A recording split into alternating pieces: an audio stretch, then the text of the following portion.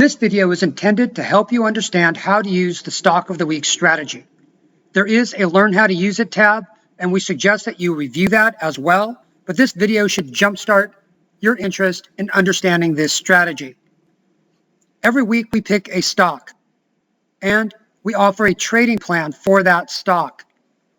The trading plan has an entry level, a target price, and a stop loss.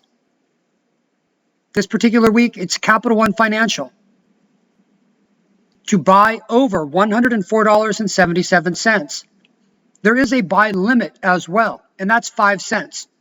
So it's $104.77 to $104.82. This strategy is designed to be followed throughout the entire week, and if it is stopped, it should be re-entered. But at the end of every week, the plan closes. That means the strategy ends in cash, and the following week starts with a new stock of the week. That means that every week begins fresh, and we can have an objective mindset. This is very powerful. We've been doing the Stock of the Week for a very long time, and the performance blows the S&P 500 out of the water. We started this in December of 2007, and the performance of the Stock of the Week strategy is more than double the S&P 500. That's because this strategy can make money no matter what happens to the market. And we saw that happen last year during the Corona crash.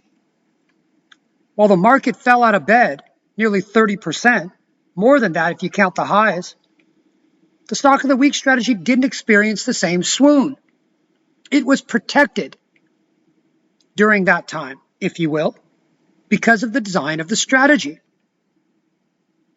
That same thing happened during the credit crisis. It was able to make money while the market swooned. And that's because it ends every week in cash and begins every week objectively. Our Stock of the Week strategy is an exceptional strategy, and you can program these trades into many brokerage firms. So ask your broker if you can do that. We hope you like the Stock of the Week strategy. We think it has immense added values, and its performance speaks for itself. Thank you very much.